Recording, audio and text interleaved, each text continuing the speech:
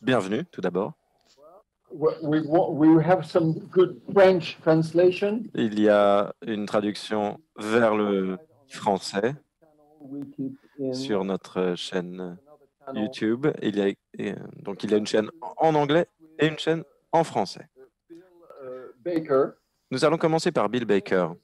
Structural Bill engineer, Baker est partner at un associé consultant en génie civil à Skidmore, Owings et Merrill, SOM. Vous voyez le logo derrière moi, c'est design firm. une entreprise de conception et d'architecture extrêmement connue à l'échelle mondiale qui a mené parmi les projets les plus connus du monde. Donc Bill Baker a mené des projets d'envergure mondiale, d'ingénierie, d'installation, d'architecture, et il a notamment participé à la conception de Burj Khalifa à Dubaï. C'est la plus grande structure conduite par l'homme. 160 étages, 828 mètres de haut.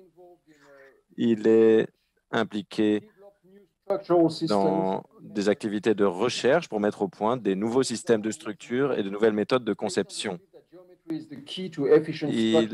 Selon lui, la géométrie, c'est la clé des structures efficaces et Bill se focalise notamment sur les outils de conception visuelle. Il est également enseignant à l'Université de Cambridge. Il donne des cours au MIT, à Princeton et à la Northwestern University. Il a reçu plusieurs récompenses, plusieurs médailles.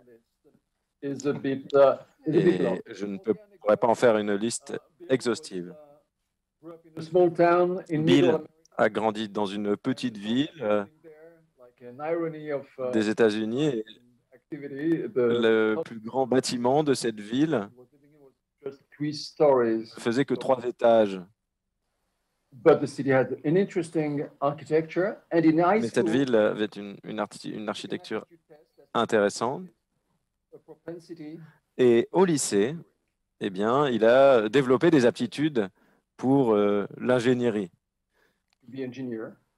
Et donc, il a étudié pour devenir ingénieur et la conception de bâtiments, de ponts l'a beaucoup intéressé. Et donc, le génie civil, les structures l'intéressaient beaucoup. Et bien plus tard, il a appris que ses deux grands-pères qui étaient décédés des décennies avant sa naissance, avaient été des ingénieurs structurels. Donc, Bill Baker va nous donner une présentation d'environ 30 minutes et ensuite, nous pourrons lui poser des questions. Et bien sûr, je poserai moi-même des questions. Et ensuite, Ken Lewis fera également une présentation. Je vais vous le présenter. Ken Lewis a grandi à Philadelphie. L'histoire est très importante dans cette ville. Aujourd'hui, il est directeur associé chez SOM, cette entreprise dont je vous ai parlé, qui a des sièges à Chicago et à New York. Donc, il est entré dans cette entreprise en 1986. Il a étudié à l'école de design de Rhode Island et à Harvard également. Et il a mené à bien un grand nombre de projets extrêmement complexes, avec une grande visibilité à grande échelle, notamment le One Columbus Center, le Seven World Trade Center et bien sûr le bien connu One World Trade Center, que nous connaissons tous donc, et qui a été construit 6 ans après la tragédie du 11 septembre. For the little story about Ken, who speaks a little bit of French, but he won't try Ken to. parle un petit peu français, mais il ne s'y essaiera pas ce soir car il y a des canaux différents. Donc, comme je vous le disais, Ken a grandi à Philadelphie. Et dans cette ville, donc l'histoire joue un rôle très important et il pensait qu'il ne pouvait pas y avoir de bâtiment, de structure plus haute que la statue de William Penn, le fondateur de Philadelphie. Selon lui, il y avait donc il y avait une règle à respecter concernant la hauteur de l'hôtel de ville ou du Capitole. Ça s'appliquait également à Washington. Et parfois, il fallait qu'il aille voir un ophtalmologue avec sa mère lorsqu'il était enfant. Et puis un jour, il vit une nouvelle tour à Philadelphie. Il demanda à sa mère, mais qu'est-ce que c'est que ce bâtiment? Il y avait des lettres géantes, des fenêtres de verre.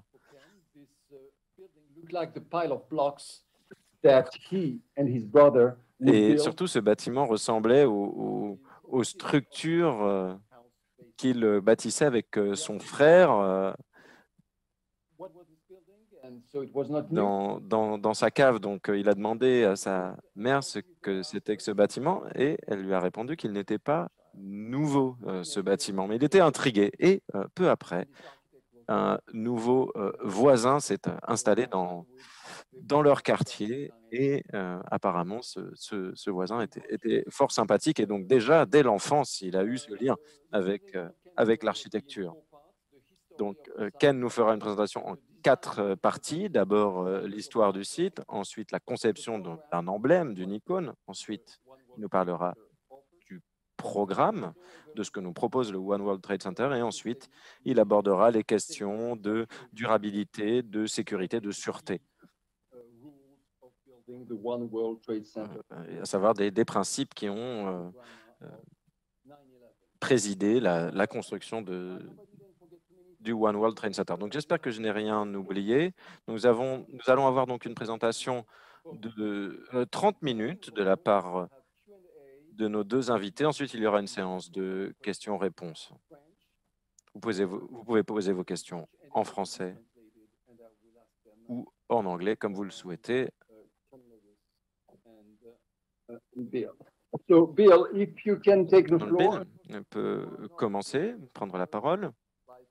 Malheureusement, vous n'êtes pas à Paris, mais vous pouvez prendre la parole à distance, à travers Zoom. À vous.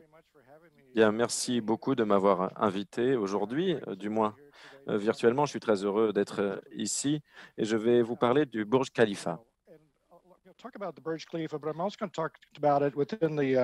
Et je vais en parler du point de vue de l'histoire de l'humanité. Ce qui m'intéresse, c'est ce que représente ce bâtiment. Parce que les hommes ont toujours eu l'envie de bâtir des structures élevées. Cela fait partie de notre culture. Ou, par exemple, lorsqu'on va on a envie de gravir également de très hauts sommets montagneux. On a toujours été attiré par la hauteur. Lorsqu'on parle de gratte-ciel, il y a un débat pour savoir quel était le premier gratte-ciel de l'histoire. Donc là, on a le Home Insurance Building, 10 étages, qui a été construit en 1885. Et pendant des milliers d'années, avant la construction de ce bâtiment, les hommes vivaient au ras du sol. Et ce bâtiment a tout changé. Il y avait une structure en acier et il y avait également un ascenseur. Et donc, il y avait un transport vertical et également une structure en acier. Et ça a influencé ensuite toute la conception des gratte-ciel. Donc ça, c'était en 1885. Et apparaît, il convient de le noter, quelques années plus tard, une structure bien plus haute a été construite. Donc, ce n'était pas un bâtiment de bureau, évidemment, mais la tour Eiffel était en fer. Mais là, on a une formidable conception de la part d'Eiffel. Ensuite, on a des bâtiments qui ont été construits au cours du XXe siècle jusqu'au Burj Khalifa, qui a été terminé il y a 11 ans. Donc, on est à une échelle gigantesque en termes de hauteur. On veut toujours aller plus haut. Et si on s'intéresse à l'histoire des bâtiments les plus hauts, on peut voir qu'il y a eu donc un développement très rapide au début du XXe siècle jusqu'à l'Empire State Building en 1930. Ensuite, on voit qu'il y a une pause pendant la Grande Dépression, pendant la Seconde Guerre mondiale. Ensuite, ça reprend à New York, puis Chicago et dans le monde entier. Mais ce qui est intéressant avec le Burj Khalifa, c'est qu'il y a beaucoup de bâtiments des années 30 qui étaient extrêmement hauts pour l'époque. Et ça m'a donné deux idées. Donc, il y avait deux questions qui étaient en jeu. Si on s'intéresse à des bâtiments très hauts, des gratte-ciels comme celui-ci, on l'appelait la tour Sears. Il y a des centaines de colonnes, de poutres. Et on se dit, ouais, on dirait que c'est une poutre énorme qui sort du sol. Et c'est comme ça qu'on regarde la réalité. C'est un objet qui est composé d'énormément de parties. Et en fait, je suis parti de cette idée-là. Et là, c'est un petit schéma qui a été fait par les concepteurs. Et donc, on a une série de tubes, de colonnes.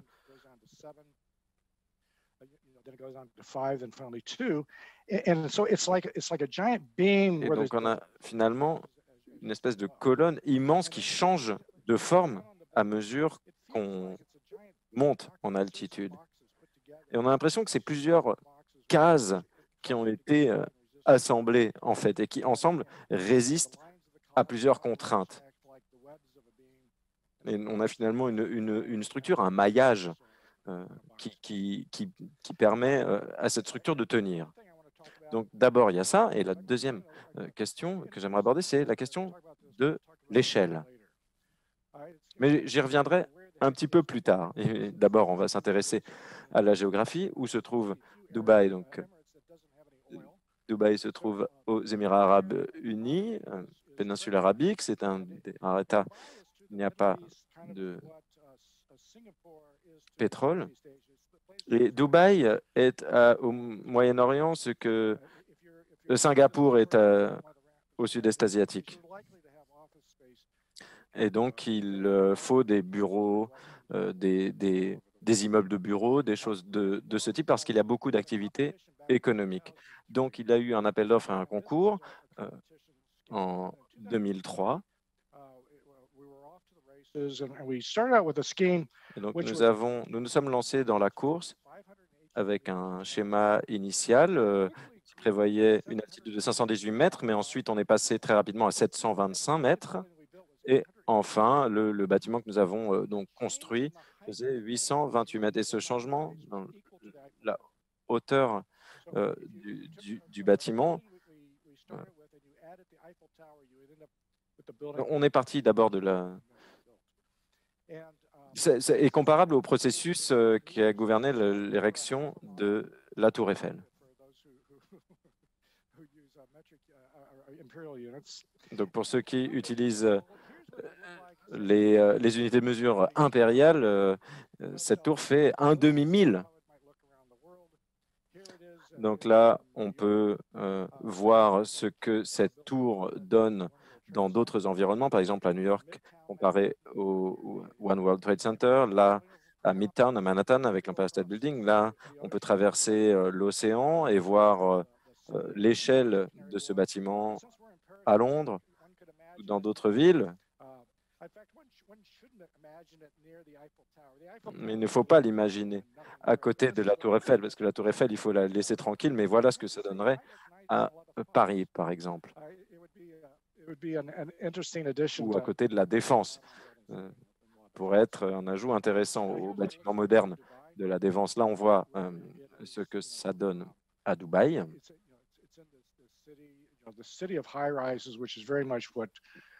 C'est une ville où il y a beaucoup de gratte-ciel. Et maintenant, je vais vous faire visiter ce bâtiment. Comme je vous le disais, il fait 828 mètres de haut. Il y a 279 000 mètres carrés, mais à la base également, il y a d'autres bâtiments qui font partie de ce complexe. L'ensemble de la structure représente 465 000 mètres carrés pour ce qui est de l'ensemble du projet du complexe. Donc, il y a un sous-sol immense. Et ensuite, lorsqu'on est dans la tour, on a plusieurs niveaux. Donc, d'abord, il y a un hôtel à la base.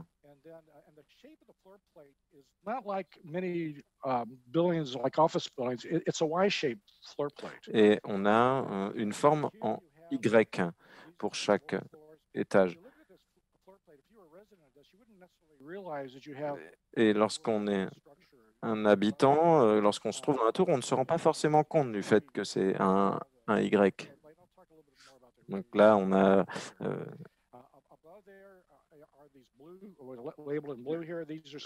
un des planchers qui est au rez-de-chaussée. Et ensuite, il y a donc plusieurs sections à mesure qu'on monte dans la tour avec des zones résidentielles. Ensuite, de la résidence de luxe.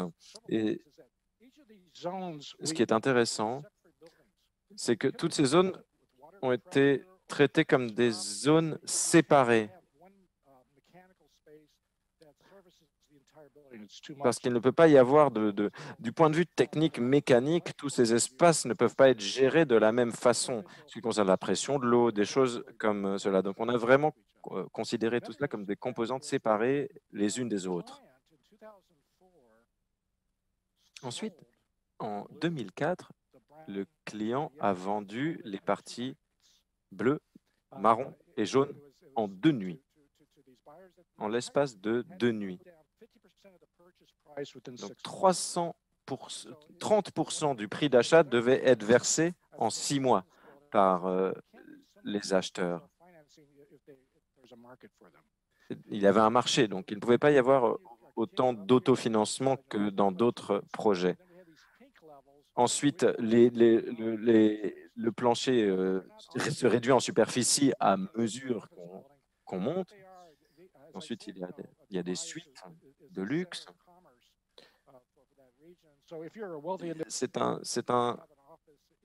Dubaï, c'est un gros centre, un hub de la vie économique de la région. Et donc, cette tour joue un rôle, évidemment, dans cet écosystème. Et puis, entre toutes ces sections, on a des étages techniques qui permettent de renouveler l'air, par exemple. C'est là qu'il y a des pompes, etc. Et finalement, il y a une forme de changement climatique à mesure qu'on monte dans les étages en raison de l'immense taille de cet immeuble. Donc, je vous ai parlé de la structure, mais il y a également la question du transport vertical. Donc là, il y a donc 19 puits, mais il y a 54 ascenseurs. Donc, une des questions, c'était de savoir comment on allait utiliser tout cet espace pour avoir des ascenseurs, pour desservir l'ensemble des zones de ce bâtiment, de cette tour. Et finalement, c'est comme si on prenait un train express. C'est un ascenseur express, par exemple, du rez-de-chaussée jusqu'à l'étage 75 ou 76. Et ensuite, on prend des ascenseurs locaux quelque part pour se rendre dans d'autres zones. Souvent, cela ne prend pas plus de 2 minutes pour passer d'une zone à l'autre. Et bien sûr, nous avons aussi des escaliers, au cas où vous en ayez besoin. Et il y a aussi des refuges réguliers à presque chaque étage qui permettent de protéger les gens en cas d'évacuation. Alors, comment ce bâtiment a été rendu possible? Il était bien sûr construit au bon endroit au bon moment, ce qui aide toujours, mais il y avait tout de même des questions et des problèmes techniques à surmonter. Donc, pour les systèmes structurels, il a fallu bien sûr faire il y avait beaucoup de questions de génie éolien et utiliser différentes technologies de construction. Alors, par exemple, les questions d'échelle. Vous voyez ici deux photos. Euh, à gauche est un croquis de Galilée de 1638. Et ce qu'il disait, c'est que si vous prenez l'os à droite et que vous multipliez ensuite la taille de l'animal concerné par 3 et que l'os soit en proportion du nouveau poids de l'animal, alors cet os aurait cette nouvelle taille. Et il y a aussi ce livre de On Growth and Form, donc sur la croissance et la forme, qui a été fait par un biologiste et qui parlait aussi des mêmes problèmes. Et cela s'applique bien sûr aux animaux, à la structure des os, aux ossatures. Ici, vous voyez un grand animal. Mais en fait, on ne peut, à chaque fois qu'on passe du petit au grand, on invente quelque chose de nouveau. En fait, là, on est passé à un nouvel animal. Par exemple, si vous prenez l'exemple de la Sears Tower et que vous voulez la faire 2 fois plus haute, vous devez la faire aussi 2 fois plus profonde, 2 fois plus large. Et du coup, il prendrait 8 fois plus de place. Et donc, ce serait beaucoup plus grand et le marché ne remplirait jamais cette tour. Il y aurait beaucoup trop d'espace à remplir. Donc, nous avons voulu réduire, nous avons trouvé un moyen de réduire tout cet espace. Donc, pour faire un bâtiment 2 fois plus grand, il a fallu inventer un nouveau système.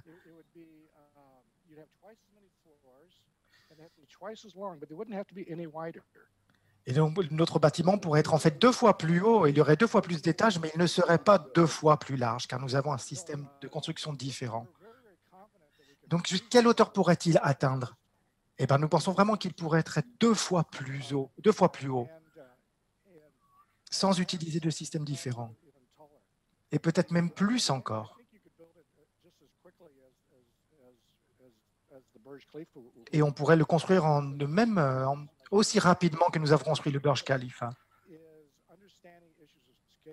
Mais l'essence ici, la question importante, c'est de comprendre les questions d'échelle. Et l'idée, c'était comme d'inventer un nouvel animal, en quelque sorte. Vous n'allez pas prendre un lapin, et le transformer, le multiplier sa taille pour qu'il devienne aussi grand qu'une baleine. Non, s'il faut un nouvel animal, et ben là, c'est la même chose. Et donc, Bill, même si vous aviez déjà fait beaucoup d'études sur ce bâtiment avant de le construire, est-ce que vous avez dû ajuster toutes vos études et tous vos croquis une fois que vous l'avez construit pendant la construction? Oui, d'ailleurs, en fait, nous sommes partis d'une idée qui, en fait, n'a pas fonctionné très bien. Nous avons gagné un concours et ensuite nous avons fait des tests aérodynamiques et les résultats n'ont pas été très bons. Donc, nous avons dû faire des modifications. Et là, bien sûr, ce qui a permis d'améliorer le bâtiment.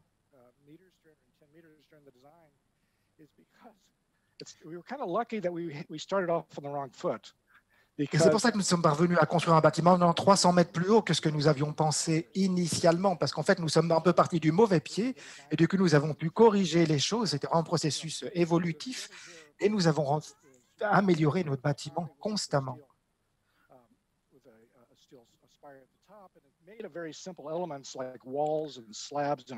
Et les éléments structurels sont aussi très simples. Il y a des dalles de sol, des cloisons, et c'est de l'acier, du béton. Et nous avons surtout inventé un nouveau système que nous appelons le noyau à contrefort. Nous l'avons nommé vraiment assez tard, en fait, une fois le processus de construction lancé.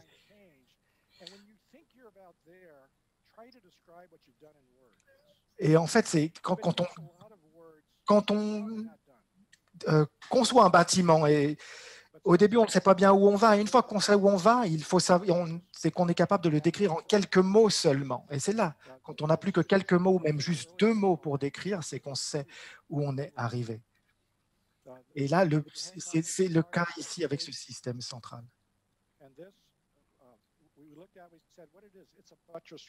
Et c'est là que nous nous sommes dit, qu'est-ce que c'est? C'est un noyau à contrefort.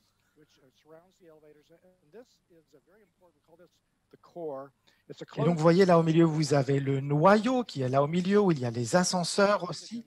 Et aussi, il est très fort, il résiste à la torsion quand il y a du vent, par exemple. Mais il fallait aussi qu'il s'élève très haut. Et pour cela, nous avons rajouté ces contreforts. Nous avons ajouté des murs de refend transversaux entre les appartements.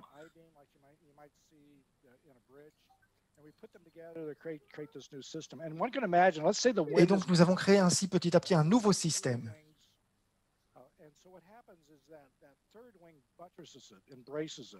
Et donc, il y a 3 ailes, comme vous voyez, qui forment un Y, et cela vraiment crée un contrefort qui renforce, qui étaye le noyau. Et en même temps, cela rend les choses très simples. Et une fois que vous avez une idée très claire et très simple, vous pouvez décrire votre idée à l'équipe, aux architectes, à ceux qui vont devoir le concevoir ou le construire. Et là, ce que vous voyez ici sur cette photo, c'est la même chose. C'est un système structurel identique. Vous voyez, ses jambes sont comme son noyau. Et sa jambe arrière, c'est ce qu'on appellerait le contrefort, qui lui permet de mieux résister au vent. Si vous voyez, nous avons poussé le poids gravitationnel du bâtiment vers l'extérieur de plus en plus pour résister au vent. Et c'est exactement ce qui a été fait avec la tour Eiffel. Vous voyez comme elle étale ses jambes, en quelque sorte, ses pieds, pour être le plus stable possible. Et donc, elle a une surface au sol qui est beaucoup plus large, la tour Eiffel. Et si vous voyez les calculs d'Eiffel, qui montrent les charges du vent et comment les jambes de la tour Eiffel permettront de résister aux forces du vent. Et donc, si vous voyez juste la base comme ça et qu'on vous demande quelle sera la hauteur d'un bâtiment, jamais vous ne penserez que cette base peut soutenir un bâtiment de 164 étages. Vous pensez peut-être 20 étages, 30 étages. Mais en fait, grâce à la forme que nous lui avons donnée à ce système à contrefort, il n'y a pas de tension et le bâtiment est très stable et peut s'élever très haut. Et donc, comme on le sait, donc le vent, c'est vraiment la chose la plus importante quand on construit des bâtiments hauts. Ici, voici une modélisation. Et quand le vent passe autour d'un objet, il est un peu irrégulier d'un côté ou de l'autre, il crée des différences de pression qui font légèrement osciller l'objet d'un côté à l'autre.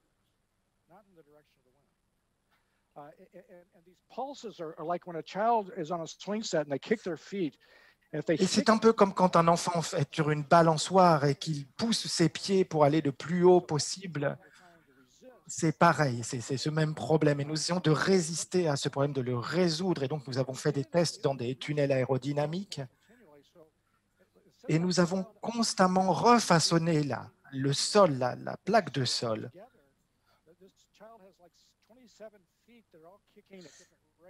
Et c'est comme si, vous voyez, c'est comme cet enfant qui est sur la balançoire. Ben là, c'est comme s'il y avait un enfant qui avait 27 pieds différents, puisque nous avons 27 stades de sol différentes qui lui permettent de résister au vent. Ici, vous voyez les différents modèles que nous avons déjà construits. Le noir tout à droite, c'était la taille maximale que nous avons testée, qui était en fait plus haute que ce que nous avons fini par construire. Et grâce à ces tests, nous avons pu calculer les vibrations du vent et ensuite ajuster la construction du bâtiment. Vous voyez ici, nous avons modélisé le mouvement, l'oscillation du bâtiment. Et donc, cela, c'était au moment de la phase de conception.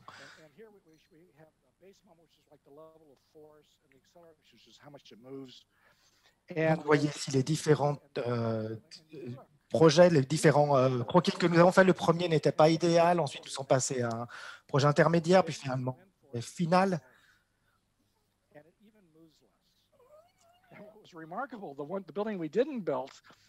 Et vous voyez même que le bâtiment, le dernier là, sur la droite, était en fait celui où finalement le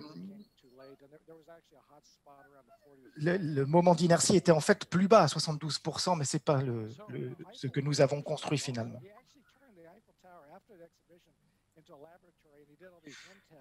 Et d'ailleurs, si on revient à Eiffel, il a fait énormément de tests de vent, etc. Il a même transformé la tour Eiffel en laboratoire pour faire des tests sur le vent.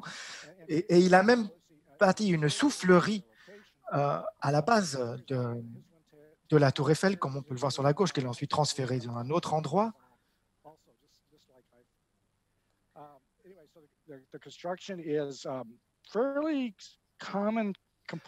Donc, pour revenir à la construction,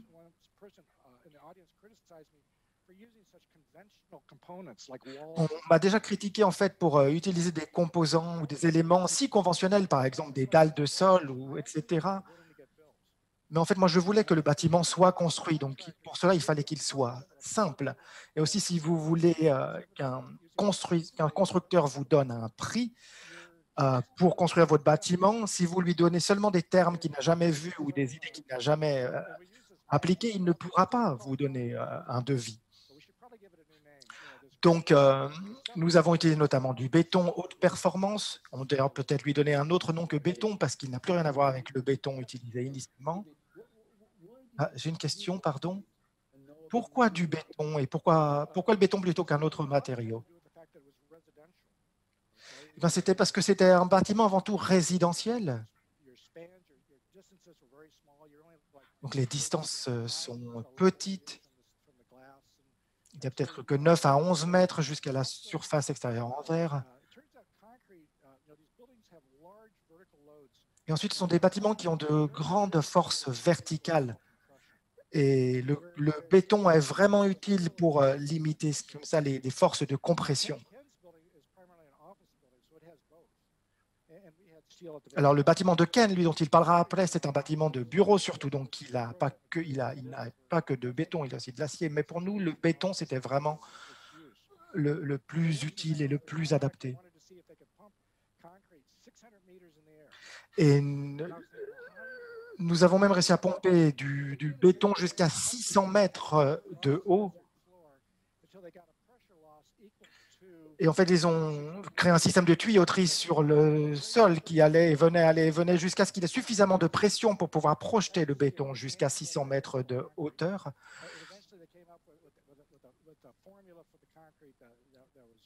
Et nous avons même dû créer une formule spéciale pour ce béton qui a été utilisé.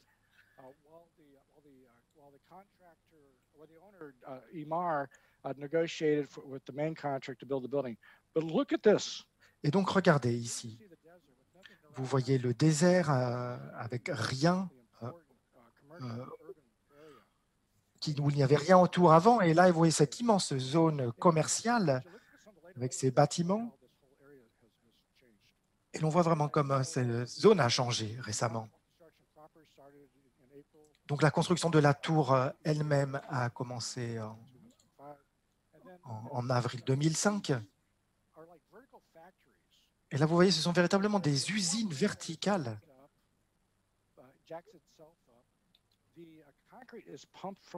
Où le béton est pompé depuis le sol. Et cela permet, avec des systèmes de palans, nous sommes parvenus à monter tout vraiment très rapidement. Et là, on voit déjà la structure qui se dessine. Et c'est ce qu'on voyait pendant très longtemps, on ne voyait que la structure en béton. Et puis petit à petit, on a mis aussi le revêtement extérieur. Et il y a certains éléments que nous avons dû construire à l'intérieur du bâtiment directement parce qu'ils étaient vraiment trop grands. Et c'est le cas de la flèche que nous avons construite à l'intérieur du bâtiment, mais ensuite nous l'avons élevée tout en haut à la fin. Vous pouvez le voir ici.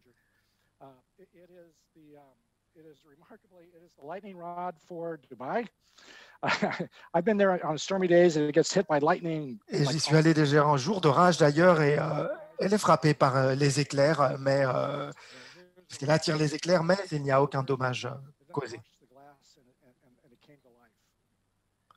Et voilà, enfin, nous avons fini le bâtiment, nous avons lavé la surface extérieure et il est enfin né, il a été enfin prêt. Il y a aussi des revêtements très sophistiqués sur le verre qui permettent de refléter la lumière et qui empêchent la chaleur de s'accumuler à l'intérieur du bâtiment. Et donc l'ouverture s'est faite, l'inauguration s'est faite le 11 janvier 2011. Et c'est là que nous avons annoncé la hauteur, qui était secrète jusqu'à l'erreur. Mais moi, en fait, je connaissais la hauteur. Par contre, le nom a été changé. Et ça, je ne le savais pas. Et le nom a été changé. Au lieu d'être Burj Dubaï, c'est devenu Burj Khalifa, d'après le nom du cheikh Khalifa. Et donc, bien sûr, il y a eu cette inauguration avec d'immenses feux d'artifice, comme vous voyez sur cette photo. Pour moi, ce n'était pas une très bonne idée, mais bon, ça n'a pas endommagé le bâtiment, mais je trouvais que ce n'était pas une très bonne idée. C'est en tout cas une inauguration vraiment fantastique. Là, c'est une photo que j'ai prise juste avant le confinement, il y a environ 1 an. Et regardez cette zone, comme elle est urbanisée aujourd'hui, ce n'est plus du tout le désert. Et on voit le soleil et sa lumière jouent vraiment un rôle extraordinaire. Et cette tour aujourd'hui est devenue symbolique, de même que la tour Eiffel est symbolique et que Paris ne serait rien sans la tour Eiffel. Et là, c'est la même chose. Et on voit à quel point la lumière est si belle sur ce bâtiment. Et c'est incroyable comme ce bâtiment a changé Dubaï. Là, vous voyez, c'est la base du Burj Khalifa. Et c'est comme ça tous les soirs. Tous les soirs, il y a des spectacles son et lumière ou des spectacles au niveau de la fontaine. Et donc, les gens s'accumulent, regardent ces spectacles, prennent des photos. Ils admirent la tour. Et c'est vraiment une expérience incroyable pour eux. Et vous voyez, il y a aussi différentes illuminations sur la tour qui deviennent parfois d'immenses œuvres d'art. Et ils reflètent, par exemple, ce qu'il peut se passer dans le monde. Par exemple, les attentats en Nouvelle-Zélande, comme on voit sur la 3e photo ici. Donc, ce bâtiment a vraiment transformé Dubaï. Et c'était aussi vraiment un immense moteur financier pour la ville. Donc voilà, et maintenant je vous remercie. C'était la fin de ma présentation. Merci beaucoup, Bill, pour cette très bonne explication, qui a peut-être soulevé aussi beaucoup de questions en ligne. Mais avant de passer à ces questions, nous allons passer la parole à Ken Lewis, qui était l'architecte principal du One World Trade Center, qui a été construit d'ailleurs avant le Burj Dubaï. Donc Ken, c'est à vous. Bien, écoutez, merci beaucoup. Je vais partager mon écran avec vous.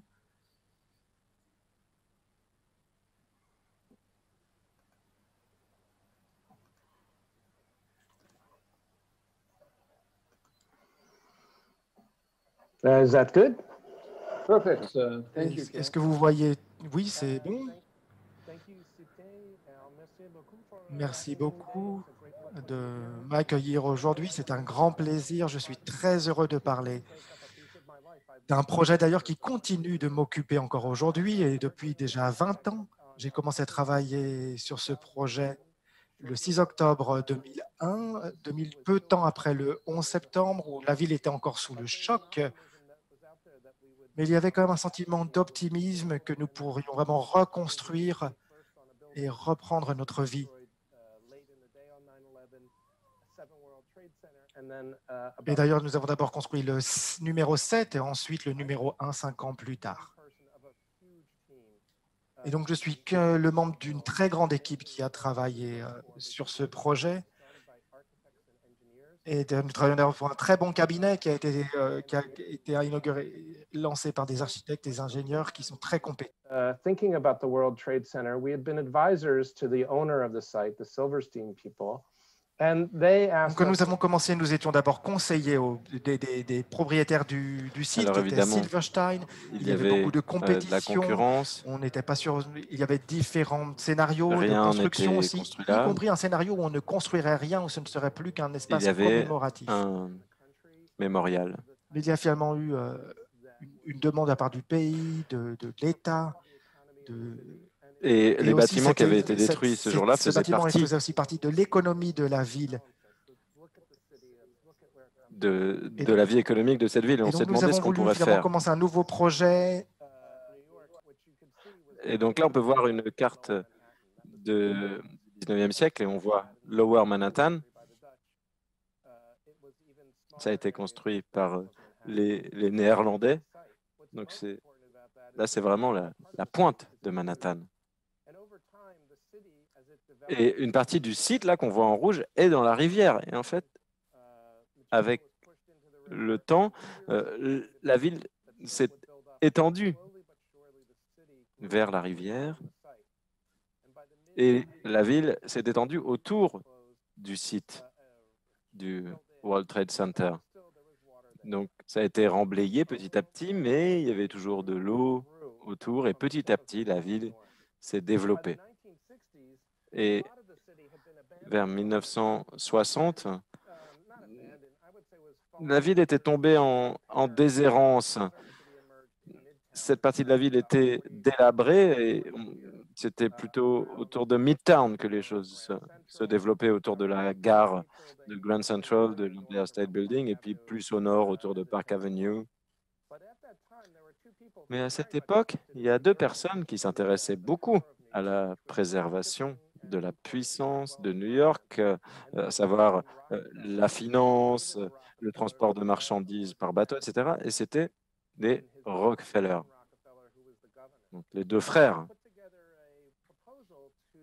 dont le gouverneur Nelson Rockefeller. Et donc, ils ont fait une proposition et ils ont décidé de réhabiliter cette zone.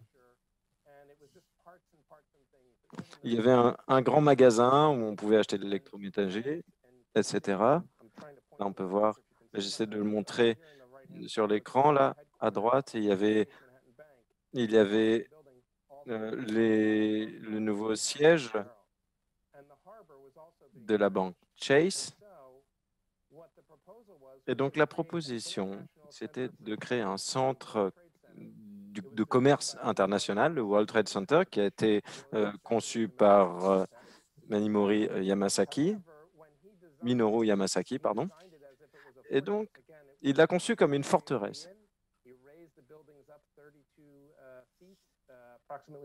Donc, il a surélevé les bâtiments et toutes les rues ont été bloquées comme si c'était une forteresse samouraï. Donc, il y a des bâtiments plus bas, et puis donc le World Trade Center qu'on voit, et puis les deux tours. Ensuite, il y a eu le 11 septembre. Notre bureau se trouvait juste à côté. Il y a des collègues qui ont conduit de Chicago à New York pour évaluer la situation, mais il n'y avait pas grand-chose à évaluer, malheureusement, et nos collègues ont travaillé avec les pompiers, etc., pour voir s'il pouvait y avoir des défauts supplémentaires sur certains bâtiments. Donc, il y a eu une énorme composante émotionnelle dans tout ça, mais nous avons mis tout cela de côté en tant que professionnels et on s'est demandé ce que tout cela signifiait pour nous. Nous, ce que nous voulions, c'était reconnecter ce site à la ville, et donc raccorder les rues au nord, donc vers Greenwich Street, et puis les rues qui allaient de l'est à l'ouest, raccorder ces différentes parties de la ville.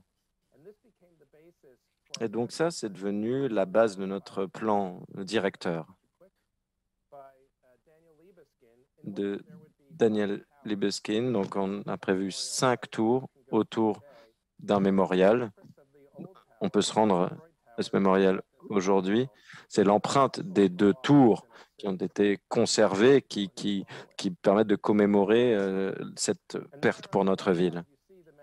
À gauche, on voit le plan directeur tel qu'il a été proposé par Daniel. Donc 5 tours qui menaient en spirale jusqu'à la tour au nord-ouest, le One World Trade Center. L'idée, c'est de créer un plan directeur qui permettait de savoir où serait le mémorial, où serait chaque élément. Et à droite, on a le plan directeur final. Donc 5 grands architectes ont pu donc concevoir ce site. Donc un japonais, un britannique, un français, un autre britannique, ainsi que notre entreprise SOM et le mémorial Michael Harrad. Et là, c'est le résultat final. Donc comment est-ce qu'on en est arrivé là? On s'est intéressé au symbole. Nous nous sommes dit que nous avions perdu notre symbole lorsque nous avions perdu les tours jumelles. Et on a regardé aussi le port. Et puis de l'autre côté, il y a la statue de la liberté, qui d'ailleurs convoque Eiffel dans la structure également.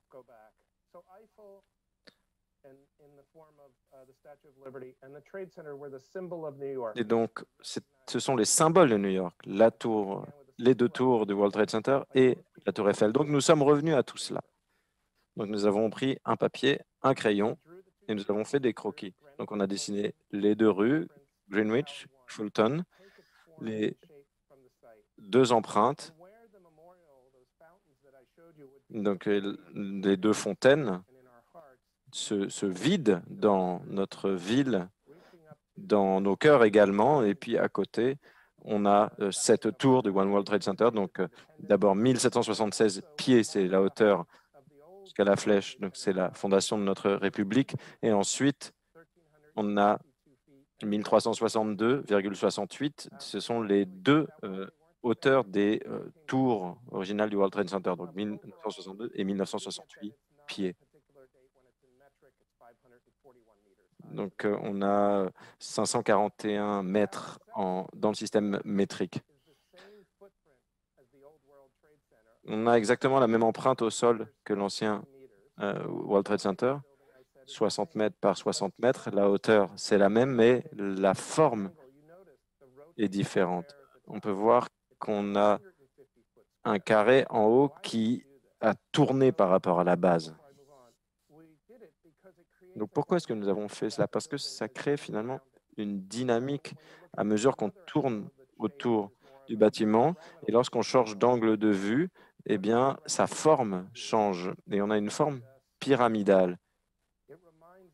Et cette forme pyramidale nous rappelle d'autres monuments dans le monde, notamment le Washington Monument à Washington. Donc là, on a le plan au sol. Donc, on a un carré en bas, un carré en haut, et on a des octogones entre les 2. Et tout cela a été intégré à notre planification dont je vais parler. Donc, nos partenaires de conception ont débattu de tout cela. Ils se sont dit que l'idée, c'était qu'un enfant puisse faire un croquis de ce bâtiment lorsqu'il se rendrait à New York, qu'il puisse se rappeler de la forme du bâtiment. C'est le cas du Washington Monument, par exemple. Quand on s'intéresse au Capitole, par exemple, c'est très difficile pour un enfant de le dessiner de mémoire comme ça. Il y a 2 dômes, 3 dômes. C'est une structure complexe. Et donc, l'idée, c'était qu'il y ait la forme la plus simple possible. C'est ce qu'on peut faire, par exemple, avec le Washington Monument. Et il y a une dimension symbolique immense également. Nous avons également intégré la flèche en haut du bâtiment. C'est un phare. Certains disent que c'est une lueur d'espoir. Et il y a cela, on voit en code morse, cette lumière clignote et c'est la lettre N qui est désignée, N comme New York. Donc tout en haut du bâtiment, il y a là également, c'est une tour de communication qui permet de diffuser sur l'ensemble de la ville. Vous imaginez le nombre de chaînes de télévision qui utilisent cette antenne, mais c'est également une antenne pour plusieurs systèmes électroniques. Par exemple, les camions communiquent leur position grâce à cette antenne de télécommunication. C'est également le cas pour les forces de police et pour les pompiers. Et en dessous, il y a l'observatoire du World Trade Center, donc pour les touristes qui paient le prix fort pour monter en haut, qui permettent d'avoir une vue imprenable sur la ville, une vue qui ne sera jamais obstruée. Et ensuite, bien sûr, il y a le cœur, le moteur de cette tour, ce sont tous les bureaux. Donc, on imaginait quelqu'un qui viendrait dans ce bâtiment, là, par exemple, un jeune homme. Bon, il y avait un jeune homme et une jeune femme, il y a deux versions de cette photo, donc, qui venaient en ville, à New York, pour trouver la fortune. Et donc, l'idée, c'était de créer un bâtiment qui offrirait une vision, une forme, une dimension matérielle qui attirerait cette personne. Donc, on avait plusieurs plans. Imaginons une entreprise de services financiers, un cabinet de juristes ou d'avocats. On essayait d'adapter notre conception à tous ces scénarios. Les ascenseurs également sont un élément essentiel du bâtiment. Parce que, donc, on a créé un lobby à mi-hauteur dans le ciel.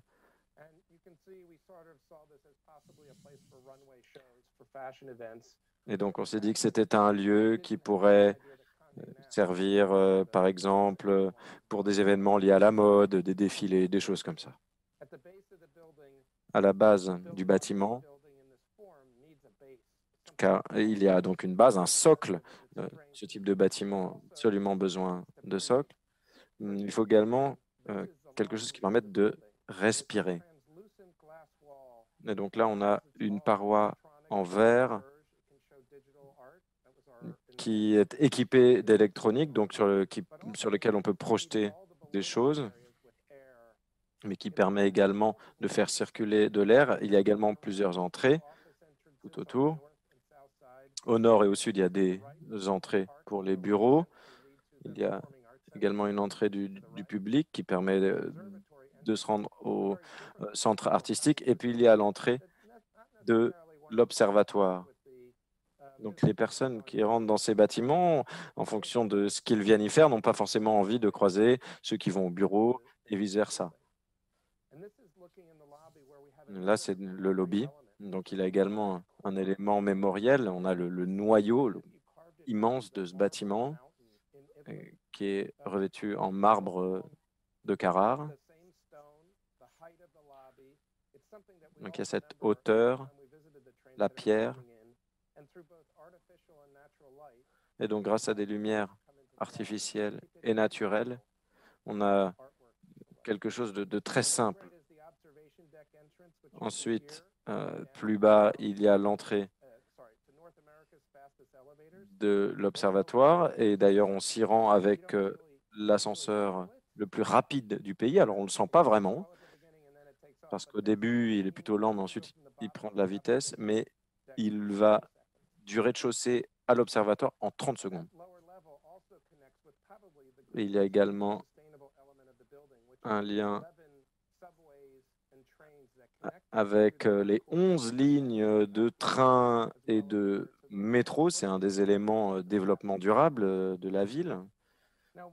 C'est un élément essentiel.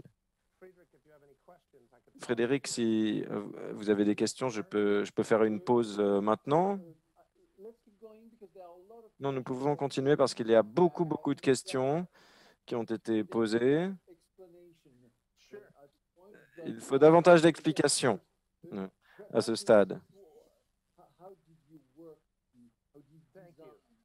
Comment est-ce que vous avez travaillé pour concevoir cette icône? Pourquoi est-ce que c'était si important? C'est une question qu'on pourrait poser.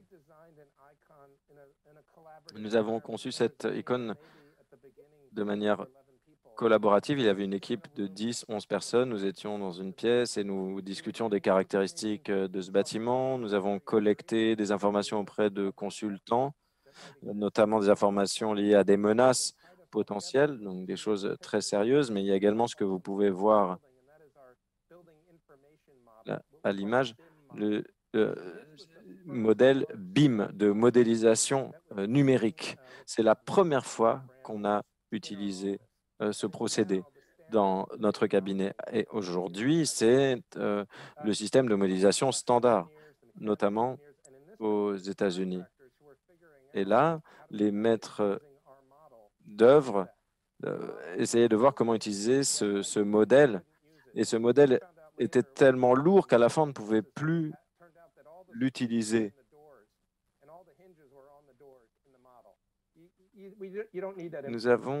Nous avions mis tous les petits gonds, toutes les vis dans chaque porte dans l'outil de modélisation, alors que ça ne servait à rien. C'est devenu un outil fondamental pour tous les projets. Oui, tous les projets que nous réalisons, donc peut-être pas une petite maison, mais il y a un véritable changement générationnel. Mon fils, par exemple, qui fait des études d'architecte, utilise tout cela en permanence. Les jeunes n'utilisent plus de stylos, alors que nous utilisions, avec Bill, nous utilisions des stylos, des crayons, du papier. Donc c'était un énorme changement. Les plus jeunes membres de notre équipe travaillaient déjà sur ordinateur et pouvaient faire tourner leur modèle, leur maquette en 3D. Donc là, on a la structure. Donc c'est très complexe lorsqu'on parle de sécurité, de sûreté. Et là, on a plusieurs systèmes combinés qui permettent d'assurer la sécurité, mais qui fournissent aussi la résistance nécessaire. Dans la plupart des bâtiments à New York, on choisit un système ou l'autre, soit du béton, soit de l'acier. Mais nous, ce que nous avons proposé, c'est d'avoir un noyau en béton au centre et ensuite un cadre qui entourerait ce noyau et qui résisterait à la torsion. Parce qu'un bâtiment de ce type peut bouger, et ce bâtiment bouge de 2 pieds, voire moins, alors qu'un bâtiment, en général, un bâtiment de ce type se déplace sur 5 pieds environ. Et le béton que nous avons utilisé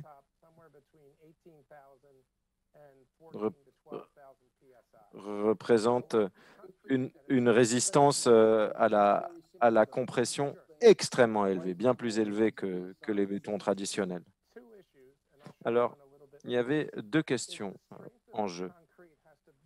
La résistance du béton doit être extrêmement élevée parce qu'on a une charge extrêmement élevée. Également, on ne veut pas que les murs soient trop épais. Souvent, on a 5, 6 pieds de largeur à la base d'un bâtiment. Et tout en haut, en raison de ce qui s'est passé lors du 11 septembre, le maître d'ouvrage voulait qu'il y ait un système de protection et que ce ne soit pas trop épais. Donc voilà les orientations qu'on nous avait données. On nous avait dit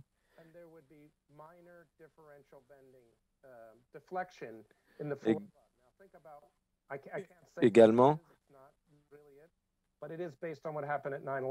Donc, je ne peux pas expliquer précisément de quoi il s'agissait, mais c'était directement lié au 11 septembre. Il fallait qu'il y ait une résistance du bâtiment si une colonne disparaissait. Donc, voilà des caractéristiques du bâtiment.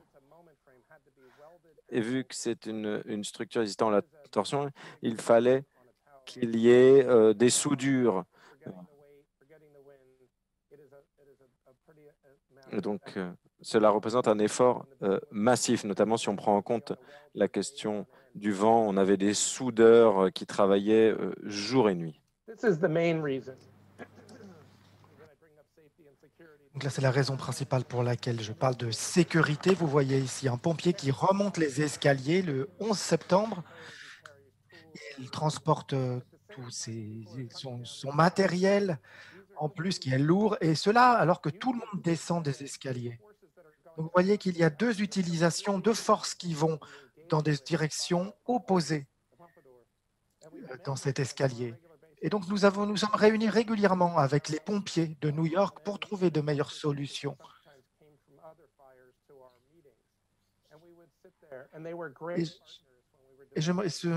Ils ont vraiment été de très bons partenaires pour nous aider à développer le bâtiment. Et donc là, en haut, vous voyez sur cette image des escaliers. Et en bas, vous voyez les escaliers qui ont été construits au World Trade Center. Vous voyez qu'ils sont plus larges. Il y a un plus grand puits, si vous voulez, dans lequel ils sont construits. Les doors s'ouvrent dans le sens du flux du trafic. À l'intérieur, il y a une antenne qui vous permet de connecter votre téléphone, qui permet des télécommunications. Et cela peut aider la police ou les pompiers qui peuvent monter les escaliers. Il y a aussi une zone pour personnes handicapées ou si quelqu'un a besoin de faire une pause alors qu'il essaye de sortir du bâtiment. Il y a aussi un système d'éclairage d'urgence, de manière à ce que l'éclairage reste allumé, même si la lumière s'éteint dans le bâtiment. Et il y a aussi une lumière photoluminescente qui est toujours allumée, un petit peu comme dans les avions où on sait toujours où se trouve la porte de secours.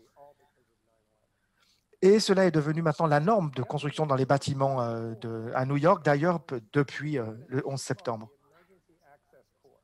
Nous avons nommé ce système le noyau d'accès d'urgence avec de nombreux niveaux de protection.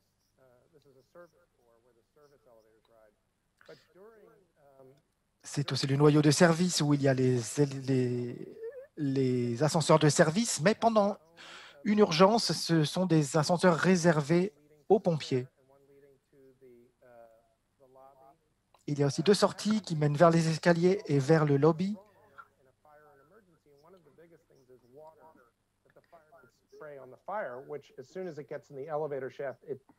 Nous avons pensé à tous les problèmes qu'il peut y avoir pendant les incendies. L'un des problèmes, ça peut être l'eau qui est pulvérisée par les ascenseurs, par les pompiers, qui peut finir par devenir gênant ou s'accumuler dans les cages d'ascenseurs. Donc nous avons mis des ascenseurs dans un autre endroit où ils sont protégés de cette humidité qui peuvent être utilisés par les pompiers et dans lesquels ils peuvent évacuer des personnes blessées ou des occupants du bâtiment. Il y a un ascenseur aussi plus petit qui est uniquement pour les pompiers. Et il y a aussi des matériels de communication qui se trouvent dans ce noyau de protection. Donc, je parlais de sécurité. Et donc, l'année 2001, c'était le début de la nouvelle... Maintenant, je vais parler de durabilité, pardon. De 2001, c'était le début du XXIe siècle où vraiment la question de la durabilité est devenue une question importante. Et il y a aussi de nouvelles normes de durabilité qui sont apparues depuis à l'échelle nationale et internationale. Nous avons contacté de nombreux organismes pour parler des questions, d'enjeux, par exemple d'énergie, de nouvelles formes d'énergie, des piles à carburant, par exemple. Nous avons aussi parlé des problèmes liés aux sites de construction, par exemple la poussière générée ou l'utilisation des carburants aussi. Et nous avons essayé d'avoir le chantier de construction le plus vert, le plus sûr, et qui soit un exemple pour le pays. Et donc, la chose la plus importante que nous avons faite, c'est d'avoir reconstruit le World Trade Center de manière différente. Et grâce à tous les métros qui mènent au World Trade Center, eh ben, les gens n'ont pas à prendre leur voiture pour venir jusqu'au World Trade Center. Donc, c'est probablement la chose la plus verte ici, la plus avantageuse pour l'environnement et qui montre le chemin à suivre pour l'avenir.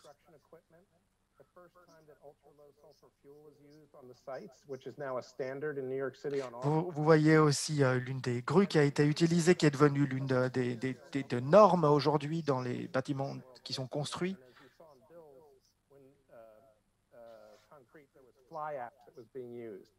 Ensuite, là, par rapport au béton, on utilisait auparavant du béton avec des cendres volantes.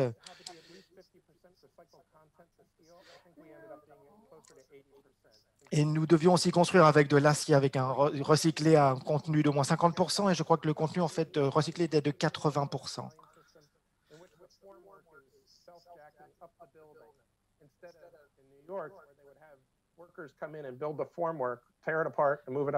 Aussi, là, vous voyez le coffrage qui était à l'intérieur même du bâtiment et que nous pouvions élever à chaque fois que nous avons besoin de l'élever à l'étage supérieur. C'était une technique italienne.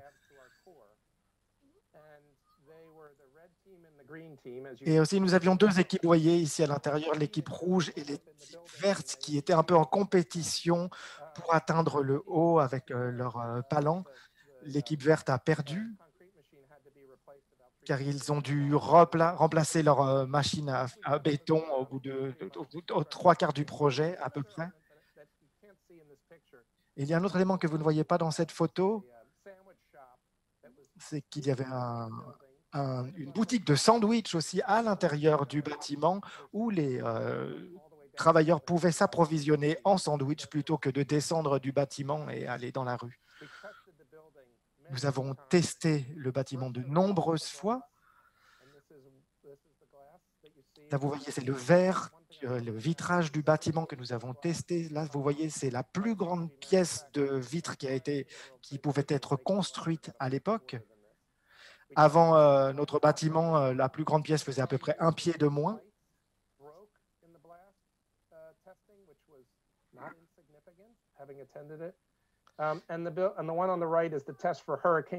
Et vous voyez aussi le test à droite, c'était le test pour les vents de force d'ouragan. Et là, il n'y a eu aucun bris de glace pendant ce test contre les ouragans. Maintenant, quand on voit l'extérieur, en ce qui concerne l'extérieur, il fallait trouver exactement ce que l'on voulait faire, quel résultat on voulait. Et généralement, les gens veulent la lumière du soleil, car c'est quelque chose qui est rafraîchissant en quelque sorte pour les gens. Et donc, si jamais il y a du vert teinté ou tout le temps des ombres, ce n'est pas très agréable. Et donc, nous avons demandé à un fabricant qui crée un verre à très faible teneur en métal, en fer, et ensuite il rajoutait un revêtement qui soit résistant à l'usure du soleil. Et d'ailleurs, le résultat est vraiment incroyable. Alors, vous voyez derrière moi, c'est le même verre que le verre que nous avons utilisé dans le bâtiment du One World Trade Center. Et comment vous l'appelez? Vitre à faible émissivité.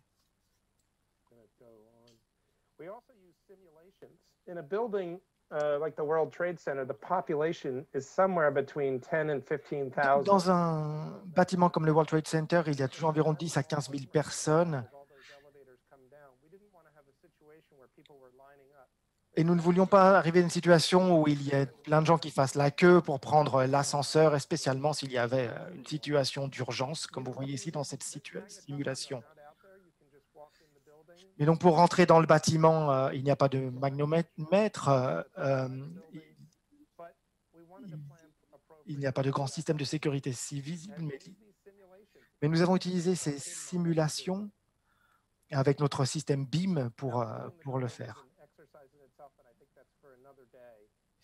Je ne vais pas expliquer exactement toute la construction du bâtiment parce que ça prendrait du temps, mais il y a eu de très grandes pièces de métal qui faisaient plusieurs tonnes que nous avons dû utiliser.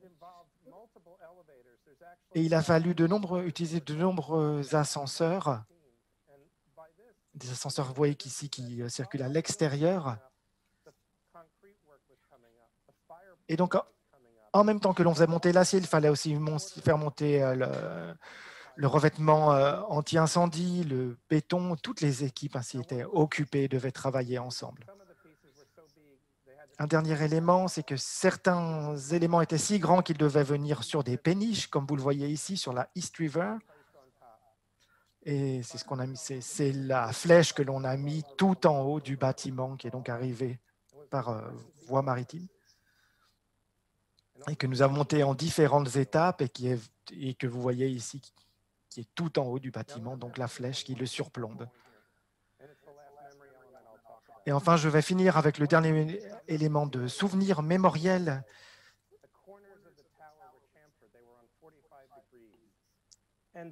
Lorsque vous venez, à la fin de la journée, les tours sont chanfreinées, vous voyez, donc elles créent ces angles qui captent la lumière du soleil.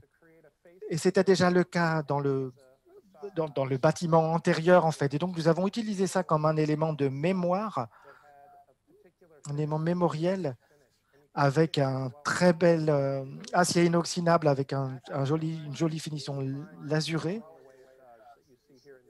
Et vous voyez ici les triangles du coup qui brillent et qui reflètent cette lumière. Et quand vous allez au nord de la ville, même à 40 km de la ville, vous prenez le train et vous regardez en direction de la rivière et vous voyez la tour qui brille, ces triangles brillants qui illuminent New York. Merci beaucoup Ken. Nous voyons à quel point vous avez bâti un bâtiment extraordinaire dans un environnement difficile avec beaucoup de contraintes. Alors, nous avons déjà reçu de nombreuses questions. One of the questions, perhaps I start with Ken, with what you were saying. L'une des questions est pour Ken par rapport à ce que vous venez de dire. Donc, par rapport à l'histoire de la question de reconstruire le World Trade Center. Est-ce qu'il y avait un peu cette idée de reconstruire d'abord les mêmes tours jumelles qui avaient été construites par votre prédécesseur japonais, M. Yamazaki? Et quelle était la valeur du passé ici? Alors, le design de Yamazaki était vraiment brillant de nombreuses manières. C'était vraiment l'un des gratte-ciel les plus légers qui avait jamais été construit, même si malheureusement cela a contribué à sa perte. Et donc, il était construit avec 5 pieds de verre, 5 pieds structure, 5 pieds de verre, 5 pieds structure tout autour. Et quand vous avez en fait des grandes dalles de sol de 4000 mètres carrés, 400 mètres carrés, c'était vraiment difficile de faire entrer la lumière du soleil.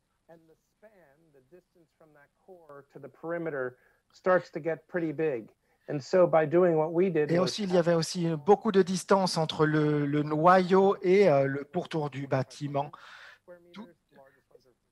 Et c'est pour ça que nous avons décidé d'avoir une structure un peu plus effilée pour qu'il y ait moins de distance de l'ascenseur jusqu'à l'extérieur pour que les gens vraiment bénéficient davantage de lumière du soleil. 90% à peu près de la lumière du soleil rentre dans le bâtiment, même aux étages les plus élevés.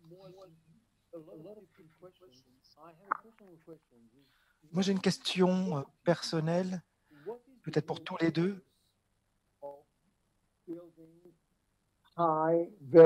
Quel est le véritable objectif ou la signification de construire des gratte-ciel si élevés? Dans un cas ici, nous avons Manhattan, où il faut construire parce qu'il y a un besoin économique. Mais quand on voit Dubaï, on voit qu'il y avait beaucoup d'espace. Donc, où est le vrai besoin, de construire si haut? Je vais essayer de répondre. Il y a une question, c'est surtout symbolique. Le bâtiment vous dit où est le centre. À New York, vous savez où est downtown et midtown, comme on les appelle, en regardant simplement la hauteur des bâtiments. À Chicago, on sait où se trouve le centre de la ville aussi. Et c'est vraiment important pour une ville. C'est un peu une question de planification urbaine en quelque sorte. Et aussi un bâtiment de très haut, c'est un moyen de dire au monde, voilà, je suis arrivé, je suis ici. Et c'est très optimiste aussi, parce que des gens pessimistes ne construisent pas le bâtiment le plus haut du monde. Ce sont des gens qui sont visionnaires, qui ont l'espoir dans l'avenir, qui les construisent.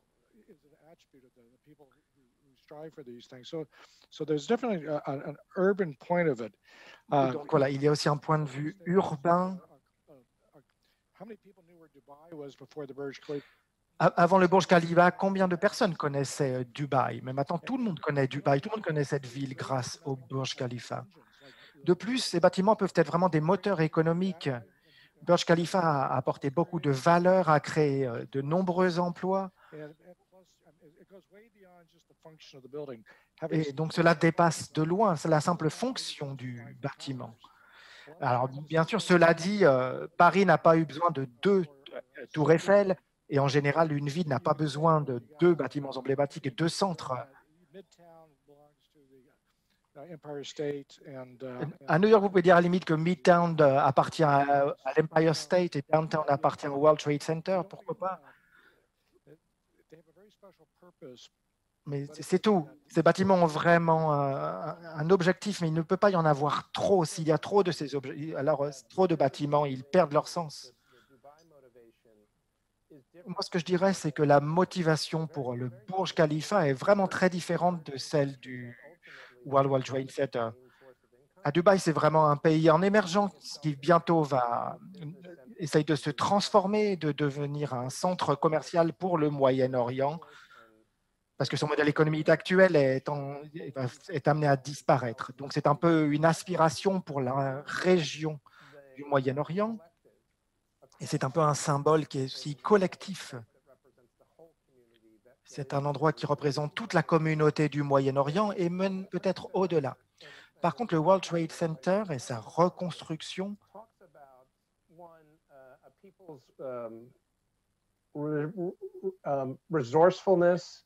montrent d'abord l'inventivité et la résilience des gens. Il y a toujours eu des événements catastrophiques, des incendies, des inondations, une pandémie que nous traversons. Et donc, je sais qu'ensuite, après la pandémie, nous allons revenir, nous allons recommencer, nous allons peut-être reconstruire des bâtiments différents, mais nous allons revenir collectivement et renaître. À New York, c'était la même chose. Il fallait remplacer. Il y avait eu cette perte sur le panorama de la ville et cette perte de 3000 personnes, bien sûr. Et il y avait vraiment besoin symbolique de reconstruire. Et d'ailleurs, que nous sommes allés présenter le numéro 7 du World Trade Center, qui était notre premier projet après 11 septembre, nous le présentions à une communauté qui avait vraiment vu les flours s'effondrer. Mais ils voulaient vraiment voir, cette communauté voulait voir qu'un nouveau bâtiment allait être reconstruit, qui allait renaître. Et quelque chose qui allait parler à l'avenir en bâtissant le bâtiment le plus durable qui a jamais été construit et qui répondait aux attentes de la communauté. Et puis, il y avait aussi bien en plus pratiquement l'obligation du propriétaire du sol aussi. Alors, ça soulève une autre question à propos de la pandémie qui frappe dans le monde entier. Et donc, il y a beaucoup moins de monde actuellement à Manhattan, dans les rues. C'est plutôt calme. Il y a un couvre-feu aussi ici chez nous à Paris. Et il y a des gens qui quittent les villes. Est-ce que vous pensez qu'il va y avoir un mouvement réversible? Est-ce qu'il va avoir un impact de longue durée sur les gratte-ciel? Non, et je vais vous dire pourquoi. C'est très triste, nous n'occupons pas nos nouveaux locaux car nous travaillons en télétravail. to Tribeca or Mais anything, si vous allez à Tribeca, à 17h, 18h, il y a énormément de monde. Tout le monde va au restaurant, tout le monde parle affaires. Les gens ont besoin de se réunir et les gens se réuniront. Ils ont besoin de travailler ensemble également. and me, you know, that was coming along Il y now, aura my son's une generation, génération qui nous remplacera. working together and collaborating. Bill et moi, par exemple, mon fils, ils travaillent ensemble, travaillent en groupe de travail. Ça leur donne beaucoup de satisfaction. Ensuite, They love the city. They're never going, you know, they can't ils wait. aiment leur ville. Ils ont hâte de pouvoir revenir en ville. Ils n'en peuvent plus d'être séparés, d'être isolés. Cette ville leur donne de l'énergie. Ça fait partie d'une culture et leur culture vient de cette ville. Et moi-même, j'ai hâte, j'ai très très hâte de pouvoir revenir à cette vie. Et j'ai hâte également de penser aux projets qui nous attendent. Bill, est-ce que vous êtes d'accord sur l'impact de la pandémie sur l'architecture? Oui, tout à fait. Nous en avons besoin. Cela fait partie de notre identité. On travaille depuis chez nous parce qu'on se connaît, mais avec le temps, comment est-ce que quelqu'un peut s'intégrer dans une nouvelle organisation sans croiser des gens dans l'ascenseur, sans croiser des collègues, sans déjeuner ensemble? Il y a ce sentiment d'appartenance qui ne peut pas se tisser de manière virtuelle. Alors bien sûr, de manière fonctionnelle, on peut travailler à distance, on peut télétravailler, bien sûr. Mais ce besoin de travailler ensemble et donc ce besoin de deux gratte-ciel ne disparaîtra pas. It's actually, at SOM, we're very strategic where we put the really good coffee machine because, you know, C'est everybody. vrai que l'emplacement de la machine à café est très stratégique, par exemple. Board so people can draw their ideas, you know, while they're getting. À côté des machines à café, on peut mettre des tableaux qui permettent d'écrire des idées, des choses comme ça. Donc oui, il y a plusieurs questions qui portent sur l'environnement. More and more concern about Nous avons de plus en plus de préoccupations in general. vis-à-vis de l'environnement. Que pouvez-vous nous dire Can be the skyscrapers that you are conceiving. Do you think already about how to recycle them? sur sur le recyclage éventuel des bâtiments que vous construisez et ensuite l'empreinte écologique de vos projets? Big concern, growing concern. Il y a des préoccupations croissantes en la matière. Yeah, sure. Ken nous va répondre. Nous recyclons des bâtiments à l'heure qu'il est. Il y a des bâtiments anciens qui le sont aujourd'hui. Donc ils ne sont pas détruits, mais ils sont... non. Cela s'appelle la réutilisation adaptative. C'est-à-dire que leur finalité change. Il y a tout un débat à New York. D'ailleurs, lorsqu'on parle de réutilisation adaptative, c'est ce qu'il y a de plus vert qu'on puisse faire. On parle notamment de séquestration, de capture de carbone.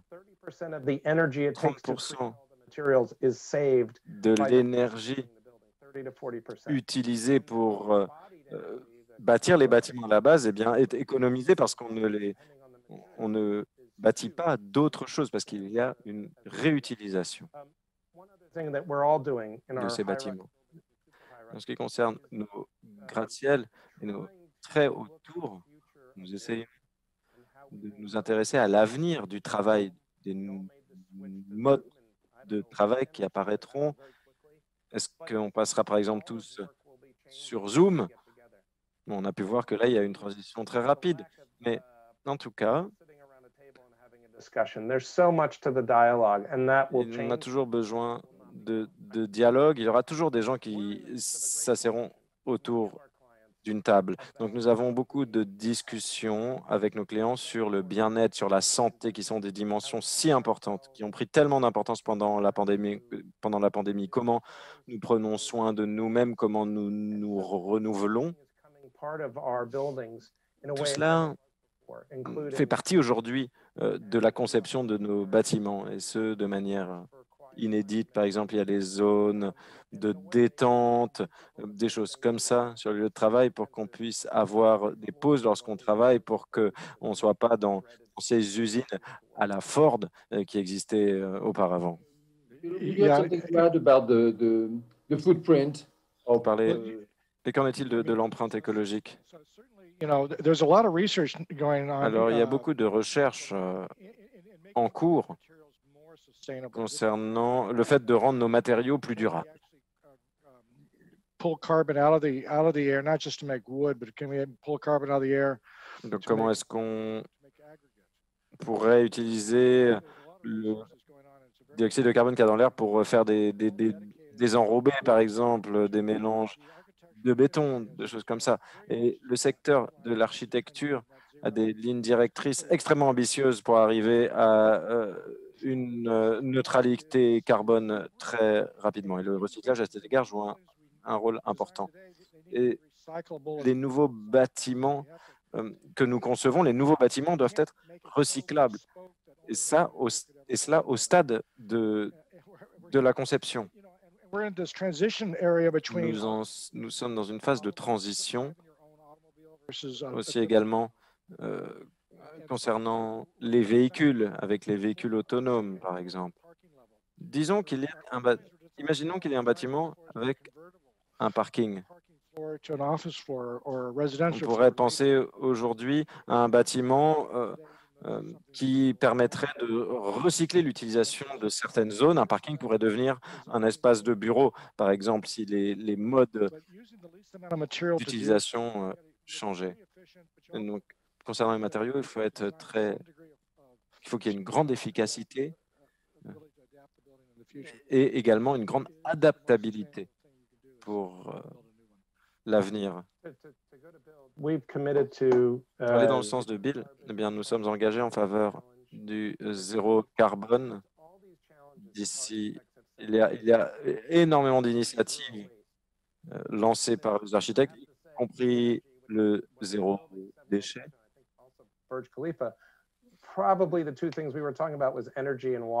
Nous parlions d'énergie et d'eau au moment de concevoir Burj Khalifa et le One World Trade Center. C'était des éléments essentiels. Aujourd'hui, on parle de l'air que nous respirons,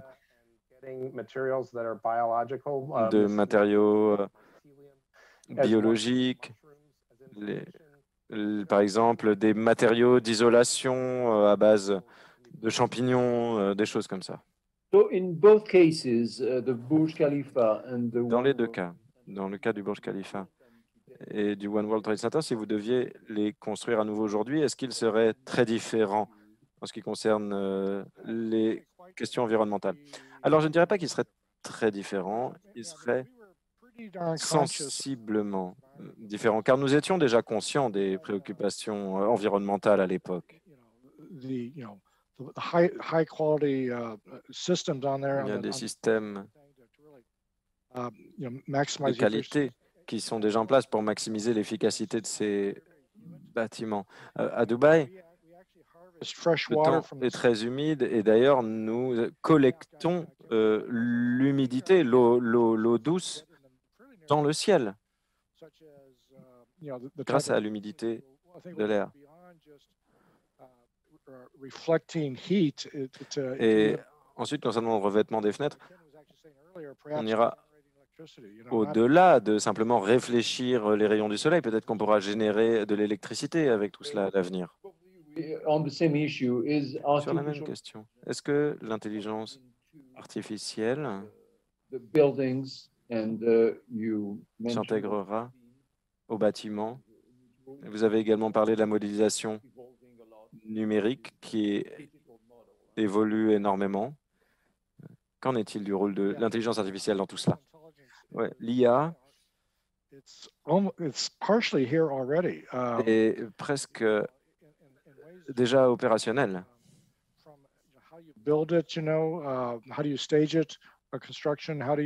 Donc, comment la faire intervenir dans la construction pour être sûr, est-ce qu'on peut l'utiliser dans les vérifications, par exemple, pour voir qu'il n'y ait pas de défaut. Parfois, on peut identifier des erreurs grâce à ces outils. Et aujourd'hui, nous avons tellement de données concernant tous les bâtiments que nous avons construits dans le temps. Nous faisons des recherches pour utiliser ces données pour faire de l'apprentissage machine. Et donc, il y a beaucoup d'éléments à notre disposition. Et c'est quelque chose qui va devenir une réalité très vite. Can you remind us how long it took to Combien build de temps est-ce que your monuments, if you can say? ça a pris pour construire ces deux monuments, si je puis dire? Technology allows to build more and more quickly. Est-ce que la technologie permet de construire de plus en plus vite? Donc, la construction du One World Trade Center a pris 6 ans. Nous avons commencé en 2005 et nous avons terminé en 2011. Nombre des aspects de la construction obéissaient à des conventions et il y avait également les trains qui circulaient et nous ne pouvions pas stopper le trafic. Mais pour nous, à l'avenir, la robotique fera partie des processus de construction. Donc aujourd'hui, il y a des robots qui lavent les bâtiments, par exemple, et qui descendent le long des parois.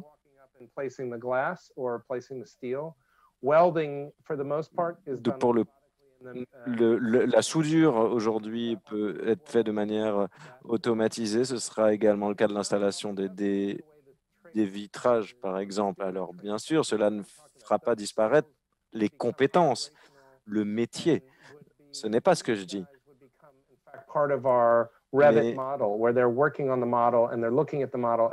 Les personnes chargées de tout cela travailleront sur les modèles. La préfabrication est également une réalité aujourd'hui. Il y a nombre de technologies à disposition. Donc, il y a une construction en usine et ensuite c'est assemblé sur place. Oui. Burj Khalifa a été construit à peu près sur le même calendrier. Nous avons soumis notre projet en mars 2003. Et ensuite, c'est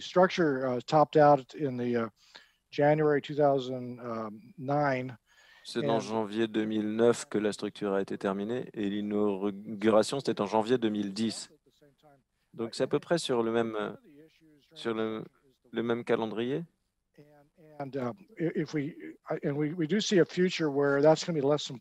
Pour nous, à l'avenir, on pourra imaginer des robots qui escaladent les bâtiments et qui construisent les bâtiments.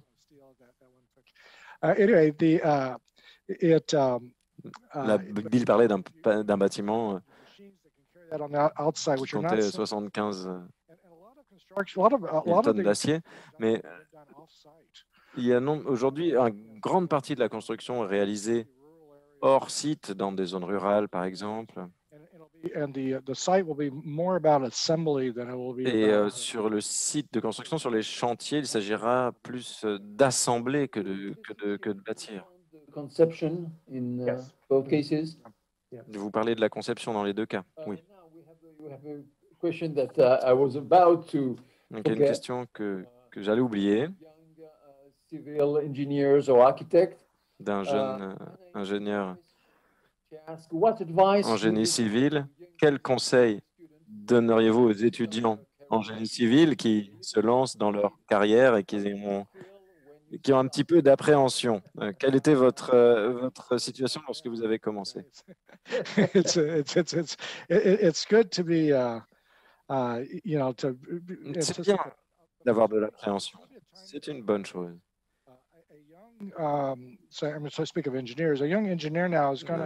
Aujourd'hui, un jeune ingénieur est confronté à nombre de changements, mais il y a des choses qui ne changent pas, à savoir les connaissances, le savoir de base.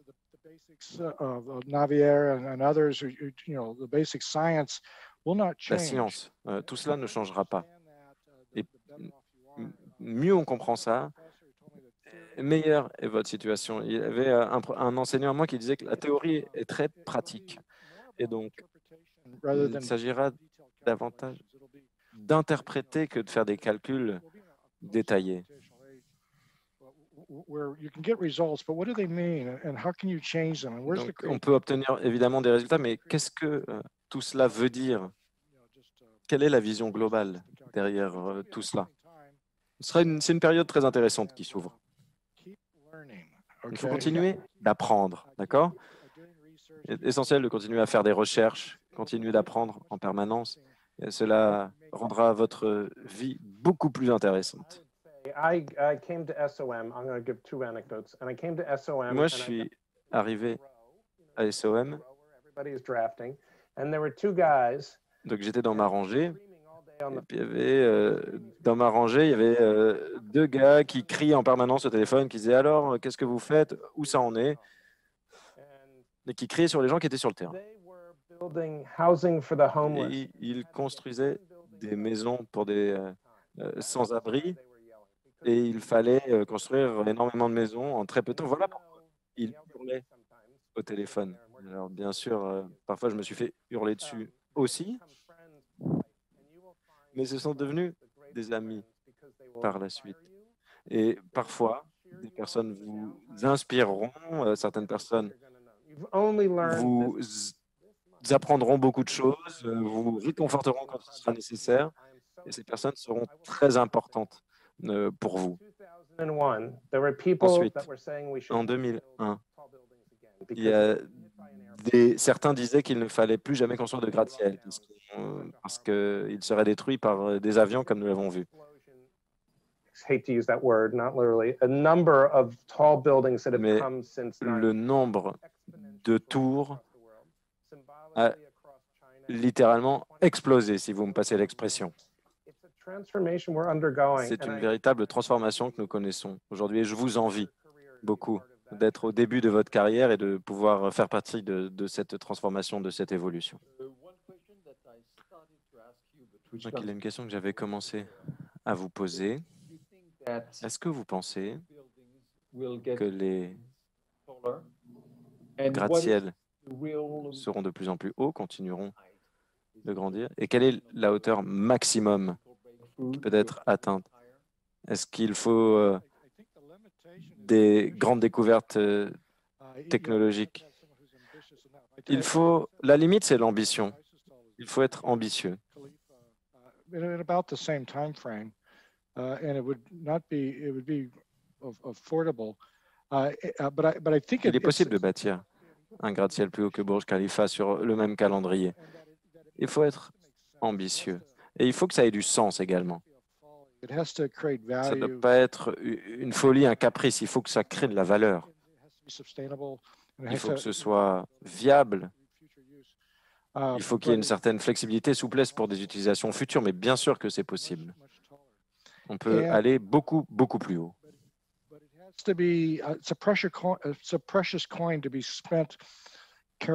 Mais il faut également dépenser l'argent de manière avisée. Donc c'est une question qui se pose aux individus, aux villes, mais également aux sociétés dans leur ensemble. Pourquoi construire plus haut? Par exemple, la Tour Eiffel. Je ne peux pas vous dire combien de fois j'ai parlé de la Tour Eiffel en tant que métaphore. La Tour Eiffel, c'est peut-être un moyen très, très, très onéreux de construire un restaurant, par exemple. Je suis d'accord avec Bill, il faut que ça vaille le coup. Il y a tellement de questions qui se posent à nous. Le changement climatique et les ressources des autorités, les ressources des différents pays sont limitées, surtout au sortir de la pandémie. Et donc, il y a énormément de domaines là, sur lesquels on doit se concentrer, les écoles, le logement, des choses comme ça. Mais donc, il faut qu'il y ait une finalité. On n'est pas dans une démarche superficielle. Il faut se poser des questions. Il faut avoir des doutes major cities, they're economic engines. They become the center of a Dans whole les grandes villes, eh bien, ces bâtiments deviennent des moteurs de l'économie. C'est ça, l'objectif, deviennent des symboles également. C'est tout cela qu'il faut garder à l'esprit. Mais dans le même temps, il faut que ça vaille la peine. Et il y a tellement d'autres questions sur lesquelles nous devons nous focaliser aujourd'hui. Il y a la question de la neutralité carbone qui est essentielle, qui concerne le changement climatique. Je pense que le changement climatique, c'est une dimension essentielle.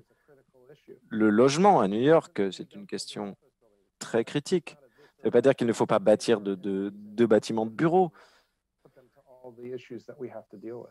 mais il y a énormément de questions dont nous devons nous saisir. Nous avons été frappés par 3 ouragans ici aux États-Unis cette année, bien sûr, causés par le changement climatique.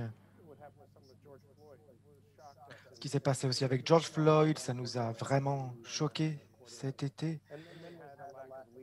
Et puis, il y a eu vraiment ce manque de leadership dans notre pays et qui nous a vraiment tous déçus. Et moi, je pense vraiment que les architectes, les ingénieurs sont des bons, font un service public de qualité. Ils résolvent les problèmes et il faut mettre leurs compétences au service des gens et pour améliorer la vie dans les pays, dans les États. Moi, je suis un optimiste en tout cas et c'est vraiment ce que je pense.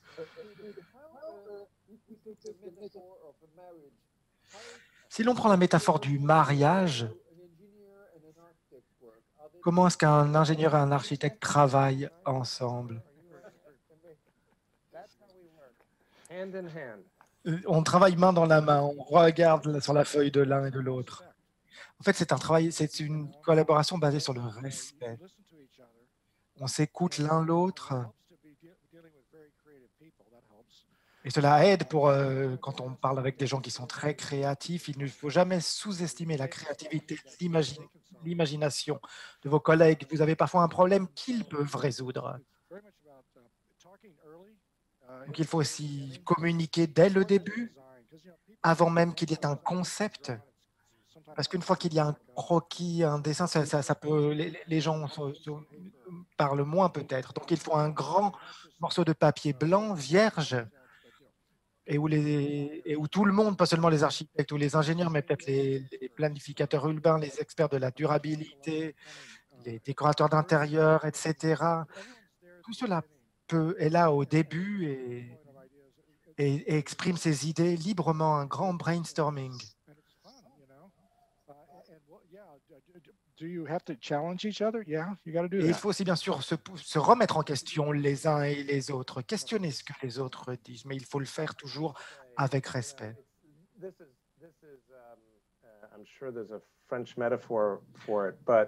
Moi, ce que je dirais, c'est un peu comme la jelly et le beurre de cacahuète. Vous essayez de les allier, de faire ensemble de faire en sorte que ça aille de mieux en mieux. Il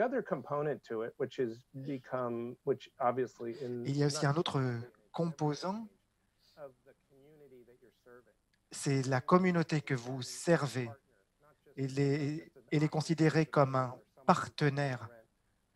Pas seulement comme quelqu'un qui va payer un loyer dans votre bâtiment, mais vraiment comme une partie prenante. Et vraiment, les gens, les communautés ont vraiment participé à nos projets, généralement dès le début, surtout à One World Trade Center.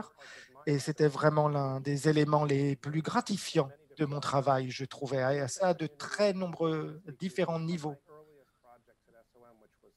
Dès mes premiers projets chez SOM, j'ai fait participer les communautés et vraiment ces gens que je sers, que nous servons grâce à nos bâtiments, nous ont appris beaucoup de choses. Ensuite, il y avait une autre question sur la possibilité de recyclage des bâtiments. Est-ce qu'il y a des éléments qui sont démontables?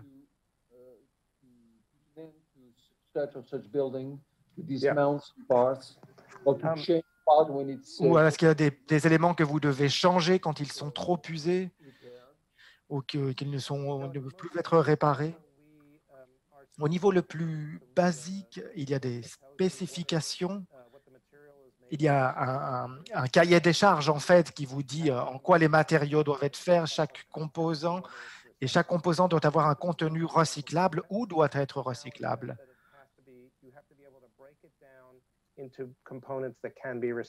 Et normalement, en fait, maintenant, les codes de construction nous disent, les codes de bâtiment nous disent que tous les éléments doivent être, en fait, peuvent être recyclés.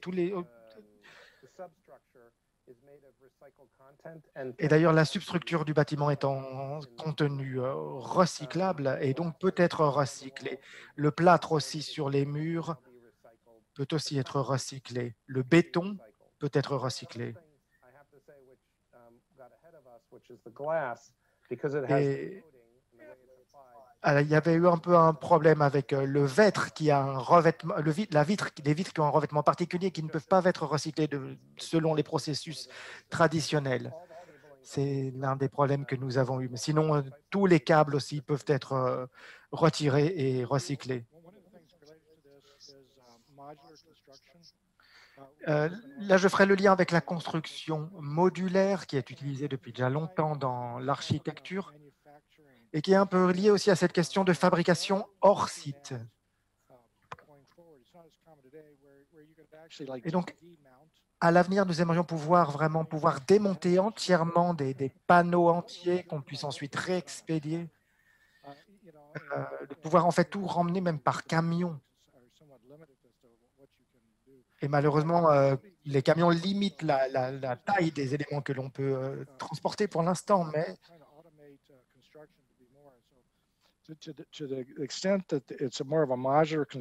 il y a toute cette idée donc de la construction qui devienne de plus en plus automatisée, de plus en plus modulaire pour qu'elle soit de plus en plus aussi facilement démontable. Alors bien sûr, il y aura toujours des éléments qui seront fabriqués sur mesure et qui ne pourront pas être changés, qui seront juste uniques pour les bâtiments. Mais je pense que 90% des éléments peut-être pourront finir par être démontables dans des structures modulables. Où il y a deux aspects ici. Premièrement, c'est simplement utiliser moins de matériaux. Et deuxièmement, c'est ce qu'on appelle l'économie circulaire aujourd'hui. Donc, en quoi un objet peut-il être transformé? Par exemple, si c'est une table, une chaise ou quoi que ce soit, est-ce qu'on peut le démonter facilement et ensuite réutiliser les différentes pièces, les remettre dans un flux de construction plutôt que de les mettre au rebut ou de les brûler? Donc, vraiment de réutiliser les choses d'une manière ou d'une autre. Et nous, en tant qu'architectes, d'ingénieurs, nous parlons beaucoup de cela en ce moment. Do you foresee any technological breakthrough? Est-ce que vous envisagez qu'il y aura peut-être bientôt des nouvelles technologies révolutionnaires d'ici peu? Vous parlez des vitrages, mais est-ce qu'il y a d'autres révolutions technologiques que vous pouvez voir dans les prochaines années ou décades ou décennies peut-être?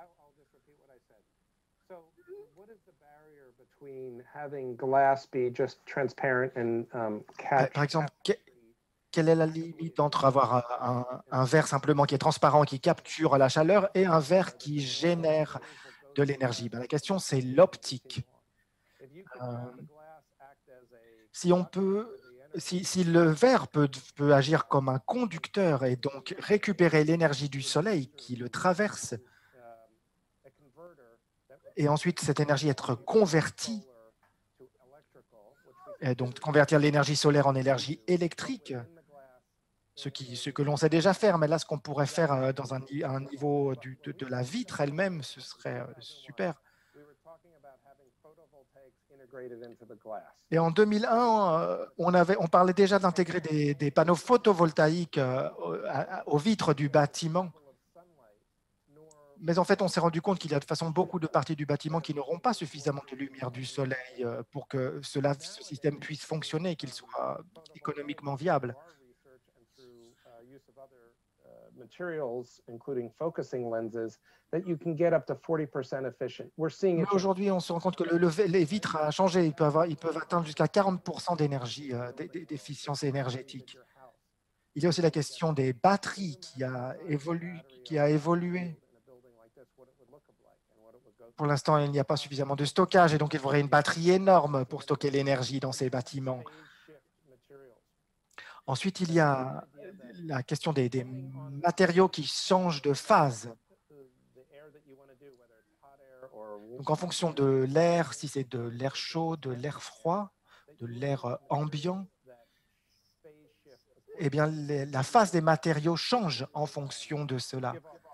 C'est-à-dire soit qu'ils génèrent de l'air froid ou alors de l'air chaud.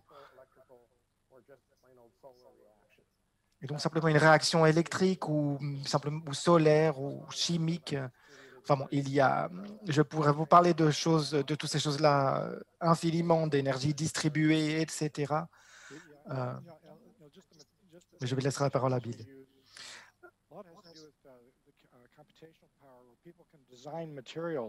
Donc, il y a aussi toute la question du pouvoir des ordinateurs. On peut concevoir aujourd'hui des matériaux qui sont très sophistiqués. Avant, pour faire de l'acier, vous allez dans une fonderie et vous fabriquiez de l'acier de manière traditionnelle. Mais aujourd'hui, on peut vraiment concevoir un acier précis de manière très, très précise. Par exemple, si on prend l'exemple aussi du béton armé, c'est comme un nouveau matériau. Il est incroyablement solide et résistant.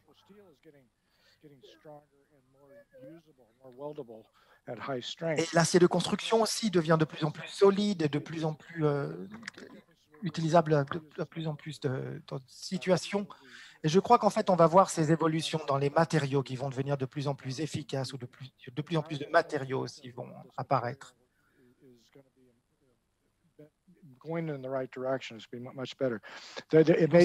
Ces matériaux, on va avoir un impact de plus en plus positif. Et peut-être qu'il faudra aussi couler ces matériaux à l'avance, peut-être un mois à l'avance, le temps qu'ils les laissent poser pour que les réactions chimiques se fassent dans ces matériaux et ensuite nous pourrons les utiliser, mais ce sera ensuite un matériau beaucoup plus efficace. Enfin, je pense qu'il va y avoir beaucoup de changements au niveau des matériaux, peut-être aussi avec la robotique. Il y a vraiment pas mal de choses. Je crois aussi qu'il y a la question du bois dont les architectes et les ingénieurs travaillent, le bois de construction. Nous, dans notre cabinet, nous essayons de trouver un moyen de bâtir une tour en bois qui soit d'une hauteur déjà assez significative. Et nous sommes capables de le faire, je pense, mais nous avons besoin de trouver un partenaire pour le faire et aussi le code du bâtiment doit être modifié pour que nous puissions le faire. Et donc, il pourrait fonctionner aussi pour des bureaux et même pour des logements? Oui. Et quels seraient les avantages? Eh bien, déjà, vous stockez le carbone. C'est la bonne chose du bois. Et puis aussi, il y a quelque chose de psychologique en quelque sorte.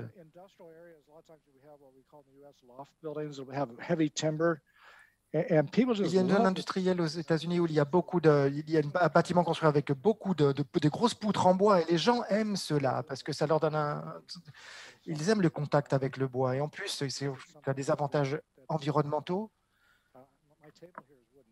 Par exemple, vous voyez ici, ma table est en bois et j'aime bien le toucher, le contact de ce matériau.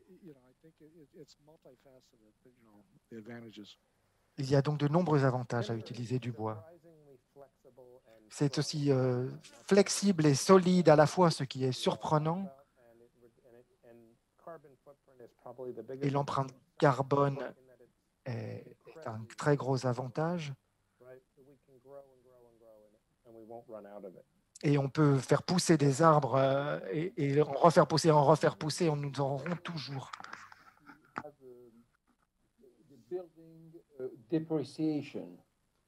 Combien de temps il faut? Une autre question, combien de temps à peu près pour qu'il y ait une dépréciation du bâtiment? Moi, je dirais dès la première fois que vous payez vos impôts. Est-ce que la dépréciation varie beaucoup? That's a good question for Ken. C'est une bonne question pour Ken. So buildings in the United States depreciate, Aux depending on États-Unis, structure, les bâtiments se déprécient en fonction de leur structure. Moi, je dirais au bout de 39 ans. and I probably will get corrected by some American who's watching this, but it depends on J'espère que quelqu'un me corrigera, une personne qui nous regarde, mais je crois que ça dépend en fait de la structure du bâtiment. I don't know, 1K, if we can call it a 1K building, which we go. Revenons à cette idée de bâtiment qui fasse d'1 kilomètre de haut. The higher you go, Pensez-vous que plus on construit haut, technological constraints in terms plus il y a des contraintes technologiques pour l'architecture, at the end some kind just of a one linear beam instead of having a different architecture? et il ne peut simplement avoir qu'un long faisceau qui peut être construisible et pas vraiment d'autres projets, d'autres formes. Non, mais je pense qu'on peut faire différentes formes, mais il faut en tout cas que le bâtiment soit utile. Donc, il faut prendre en compte toutes les choses dont on a parlé aujourd'hui, les forces de la nature, la gravité, le vent. Il faut que ce soit facile à construire et aussi rapidement. Mais je crois qu'il reste quand même pas mal de liberté artistique. Mais aussi, ce qu'il faut penser, c'est quand on construit très haut, ensuite les climats changent.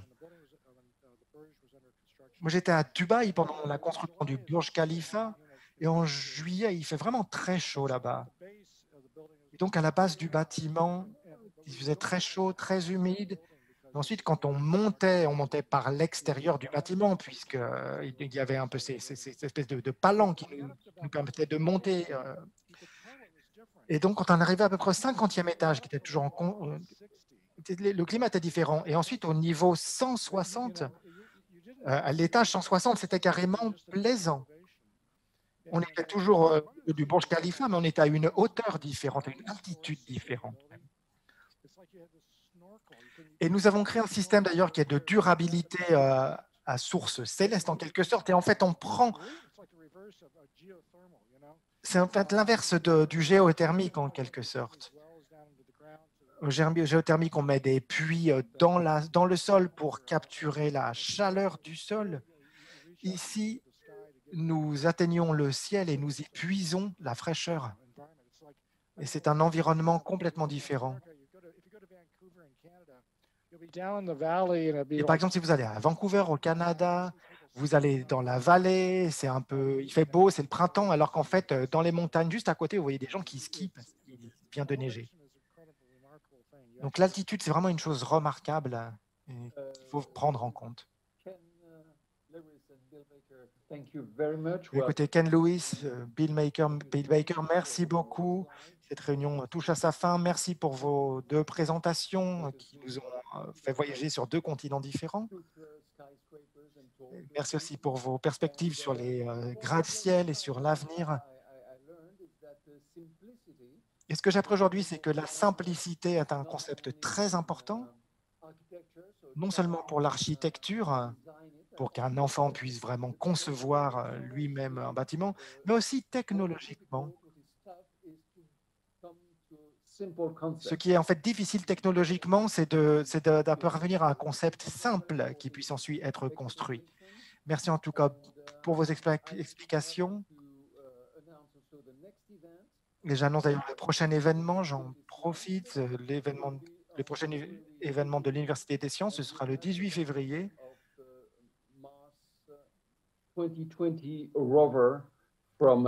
Avec l'apprentissage du rover de la NASA sur Mars.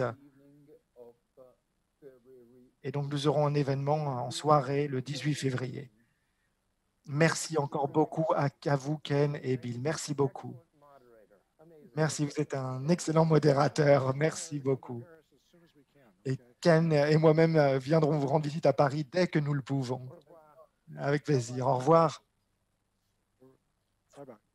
Au revoir.